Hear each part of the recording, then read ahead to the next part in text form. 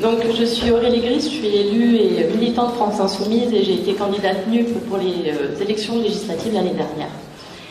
Alors moi aussi j'ai préparé un petit texte, donc j'espère que ça ne va pas être ennuyant à écouter.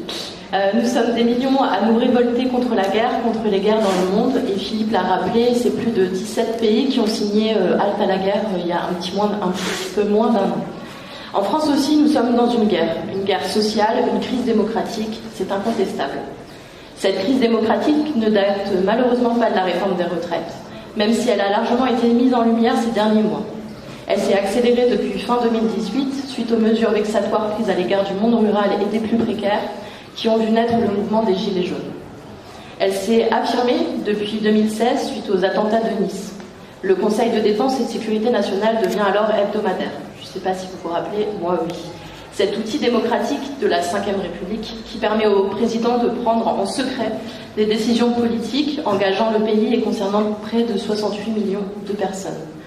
Instance opaque qui a servi pour la gestion catastrophique de la crise Covid, soulevée par le rapport en janvier 2023 de l'Inspection générale des affaires sociales. Crise sanitaire, guerre en Ukraine et dorénavant énergie. Le Conseil de défense s'est imposé comme un outil efficace de gouvernance aux yeux d'Emmanuel Macron, remplaçant alors le Conseil des ministres et le Parlement. C'est un grave problème que soulève la direction d'un pays par un comité secret. C'est un grave problème aussi d'utiliser une instance d'orientation en matière de programmation militaire pour diriger un pays. Il paraît que nous n'aurions pas d'argent pour les retraites et pour augmenter les salaires. Il paraît que ce n'est pas la même ligne budgétaire. Les travailleurs et les travailleuses doivent donc sacrifier 2 ans de leur vie et être payés une misère, alors que nous subissons une inflation galopante qui semble n'être une priorité par aucun membre du gouvernement. Nous n'avons pas d'argent, mais Macron, comme mes camarades l'ont rappelé, alloue 413 milliards pour sa loi de programmation militaire 2024-2030. 413 milliards pour des munitions, des équipements, pour des drones et de la présence militaire dans les Outre-mer. Nous avons bien entendu voté contre la France Insoumise cette loi à l'Assemblée nationale. On l'a dit, 413 milliards qui n'auront pas aux besoins de la population. 413 milliards, une fois et demie les dépenses annuelles de l'État, qui va lourdement réduire les marges de manœuvre budgétaires, qui va piller les fonds publics pour faire la guerre. Et donc l'économie de guerre est en marche. En mars, un député macroniste a présenté à la Commission des finances, à l'Assemblée, un rapport d'information sur l'économie de guerre. Le mot ne vient pas de nous. Pour aller plus vite, plus fort, à moindre coût, en investissant auprès des industriels et en mobilisant l'épargne des Français au bénéfice de cette industrie de défense. Qui dit économie de guerre, dit recrutement de main-d'œuvre, malléable à souhait. L'objectif du gouvernement, c'est dans le rapport, est ainsi d'augmenter le temps de travail avec la possibilité de faire appel à des outils dérogatoires pour modifier les conventions collectives des entreprises, de faire appel à une réserve de jeunes retraités, alors quel âge je ne sais pas, au travail intérimaire. Donc de continuer encore et toujours, et partout où cela est possible, de dégrader les conditions de travail. C'est aussi dans ce fameux rapport, et les camarades en ont parlé, qu'est finalement présentée la généralisation du SNU, le service national universel, dont l'objectif annoncé est de rapprocher les jeunes des armées et de les orienter vers les métiers de l'industrie militaire. Pierre l'a soulevé. Il est clair, mais je le rappelle ici, que la France insoumise est opposée et qu'on refusera fermement le SNU qui souhaite mettre au pas la jeunesse de notre pays. Donc, l'argent coule à flot pour les marchands de canons en France comme en Europe. Les dépenses européennes de guerre ont pour la première fois dépassé celles de 1989, c'était la fin de la guerre froide, j'étais pas née, et sont supérieures de 30% à celles de 2013. Les dépenses militaires mondiales ont augmenté quant à elles de 6,1% en 2021. Les budgets dédiés à la défense augmentent sans cesse. La militarisation du monde se poursuit sans interruption. Les guerres et conflits armés n'ont évidemment pas stoppé entre-temps. Ainsi, depuis la fin de la guerre froide, il y a plus de 100 000 personnes qui sont tuées chaque année à cause d'une guerre ou d'un conflit armé, non pas mené pour des grands idéaux humanistes, on l'a rappelé, comme on voudrait nous le faire croire, mais pour des terres et des ressources. Je vais citer rapidement la guerre du Golfe, Afghanistan, les Balkans, la Tchétchénie, la Sierra Leone, la Somalie, le génocide du Rwanda, la guerre civile au Népal, le Zaïre, la Guinée-Bissau, le Soudan, le conflit israélo-palestinien et bien sûr récemment l'invasion criminelle de l'Ukraine par la Russie.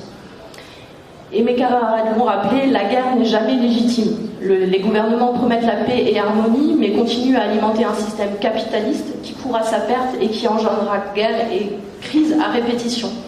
Il n'offre pas autre chose que la poursuite des inégalités, l'oppression et la destruction de l'environnement. Je convaincrai personne ici en disant que la guerre n'est utile qu'aux capitalistes. Ça a été rappelé. La guerre est la condition, le mal nécessaire au développement du capitalisme. Anatole France disait justement, on croit mourir pour la patrie, on meurt pour des industriels. Les travailleurs et travailleuses de tous les pays n'ont aucun intérêt pour la poursuite des guerres. Aucun. Il y a une parole d'une chanson qui m'a été dite et qui, je trouve, est très juste, qui dit « Je suis fille ou fils de paysans et fille d'ouvriers, je ne prends pas les armes contre d'autres affamés. » Je pense que ça doit être notre leitmotiv aujourd'hui. Alors maintenant, qu'est-ce qu'on peut faire ? Il est clair que nous devons renforcer les mécanismes de dialogue et de résolution pacifique des conflits, les politiques de consolidation de la paix et œuvrer pour un modèle de coexistence pacifique qui encourage le désarmement, la démilitarisation et l'interdiction des armes nucléaires. La dénucléarisation, je vais y arriver, du monde doit revenir un objectif concret dans notre diplomatie. Mais il est bon de rappeler ici que malheureusement, nous sommes devenus en France le seul pays occidental sans diplomate professionnel, ce qui pose un vrai problème et une vraie question de notre volonté de coopération pacifique ou de la restauration de la paix après une phase de conflit. Ça a été dit, nous devons sortir de l'OTAN et nous restons convaincus que l'ONU est à ce jour la seule organisation universelle reconnaissant l'égalité entre États et entre les peuples, donc la seule instance légitime à œuvrer à la sécurité collective. La sécurité collective, c'est aussi prévenir et trouver des solutions pour la crise écologique actuelle et future.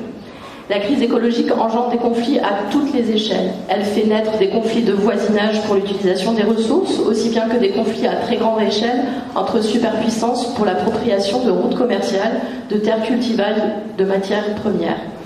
Qui aura accès aux ressources demain ? L'ensemble de la population ou une classe de privilégiés ? La crise mondiale de l'eau en est un exemple flagrant, même en France. Les projets inutiles et gaspilleurs d'eau doivent être combattus. C'est le cas du projet Lyon-Turin, projet initié dans les années 80, dont un des risques majeurs est le tarissement des sources et des nappes qui constituent le massif montagneux de la Maurienne. Malgré de nombreux signalements, l'État ne réagit pas et souhaite surtout accélérer le projet. La France Insoumise sera présente au Rassemblement international ce week-end à Saint-Jean-de-Maurienne pour l'arrêt du chantier Lyon-Turin et je vous y invite aussi. Une chose est sûre, tant que nous ne bifurquerons pas, les sources de ce conflit se multiplieront. Conseil de défense, économie de guerre, multiplication des atteintes aux libertés et répression policière inouïe contre des manifestants pacifiques et des mouvements écologiques avec l'utilisation d'armes de guerre, ça l'a été dit, garde à vue abusive, usage massif de gaz, atteinte grave à la liberté de la presse et au droit de grève. Voilà où nous en sommes. Sophia en a parlé rapidement de Sainte-Soline, c'était le 25 mars, encore une histoire d'eau, où 240 personnes ont été blessées, dont 40 blessés graves suite à l'utilisation de plus de 5000 grenades lacrymogènes et d'encerclement, ou l'utilisation par la force de l'ordre, depuis le 19 avril, des drones en manifestation contre la réforme des retraites. Le syndicat des avocats avait alerté en mars. Doctrine, je cite, doctrine de maintien de l'ordre choisie et assumée qui ont pour objectif non pas le maintien de l'ordre, mais l'intimidation des manifestants et la cessation du mouvement social portant atteinte à la liberté d'aller et venir, liberté d'expression et de communication et le droit d'expression collective des idées et des opinions. De l'ONU au Conseil de l'Europe, aux grandes ONG de défense des droits humains, les institutions internationales s'inquiètent des abus en France dans la politique de maintien de l'ordre et ses conséquences sur les libertés. Ces libertés individuelles qui sont elles aussi très fortement remises en cause depuis plusieurs années. On se rappelle, après un pass sanitaire où le gouvernement a mis en place une situation dans laquelle n'importe quel citoyen contrôlait tous les autres, en 2021, malgré de très nombreuses manifestations à l'appel d'organisations de journalistes, syndicats et collectifs de défense des droits humains, la loi controversée sécurité globale, contraire à la déclaration des droits de l'homme et du citoyen, est adoptée, rendant possible de nouveaux outils de surveillance, drones, caméras, piétons et protection des forces de l'ordre. Récemment, la loi JO 2024, si vous l'avez suivi, qui a été adoptée le 19 mai, va plus loin et permet l'utilisation d'une vidéosurveillance algorithmique s'appuyant sur l'intelligence artificielle pendant la période des Jeux, avec une possibilité d'étendre ces mesures jusqu'en mars 2025. On ne sait pas pourquoi. Les associations et ONG alertent, la quadrature du net met en garde à terme contre l'identification par reconnaissance faciale en temps réel et à la massification de la vidéoverbalisation. Ces mêmes associations et ONG qui défendent nos libertés fondamentales sont menacées par des membres du gouvernement, avec la promulgation de la loi séparatisme et par le contrat d'engagement républicain.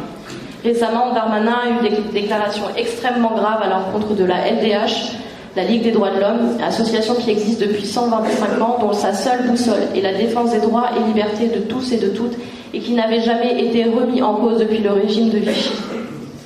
Dans la même philosophie délétère, les députés Renaissance ont obtenu la création d'une commission d'enquête parlementaire sur les groupuscules soi-disant de violence à l'occasion de manifestations.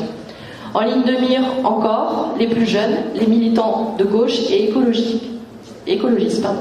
On notera par contre l'absence de réaction du gouvernement lorsque la préfecture de police de Paris autorise d'éplumer une manifestation de plusieurs centaines de militants d'extrême droite avec leitmotiv l'incitation à la haine, ou lors des manifestations de l'extrême droite lyonnaise en octobre et en décembre ou en dimanche dernier. On a des syndicats avec nous et les syndicats ne sont pas en reste. Bâillonner et mettre au pas la jeunesse et les travailleurs-travailleuses, c'est le programme de Macron. Les syndiqués subissent de plus en plus de violences policières dans les manifestations, des discriminations, des intimidations, des sanctions et des menaces de licenciement pour fait de grève ou activité syndicale. Jeudi dernier, le Sénat a adopté un amendement touchant au droit syndical des magistrats en imposant le principe d'impartialité aux syndicats du magistrat afin d'éviter que ces derniers puissent prendre des positions sur les questions sociales, sur les projets de loi et le fonctionnement de la justice. Quand on s'endort en démocratie, on se réveille en tyrannie. Alors oui, nous sommes dans une guerre sociale, une guerre économique. Nous sommes pris dans l'engrenage de la violence et du contrôle généralisé. Et oui, nous avons peur. Est-ce trop tard pour agir? Non. Ensemble, et ça l'a été rappelé, il nous faut être un rempart contre cette répression, contre ce monde capitaliste mortifère qui amène à la guerre. La France connaît un mouvement social et citoyen d'une ampleur que l'on n'avait jamais connue depuis 1968. J'étais de nouveau pas née. Il nous faut intégrer les associations, les collectifs, les syndicats, la France insoumise, les partis de la NUP, nos alliances internationales pour un changement de système et de paradigme. L'espoir réside dans notre capacité d'action, de mobilisation et d'action. Il nous faut rassembler, innover, résister, nous défendre et refaire société. Nous ne pouvons pas lâcher et nous ne lâcherons pas.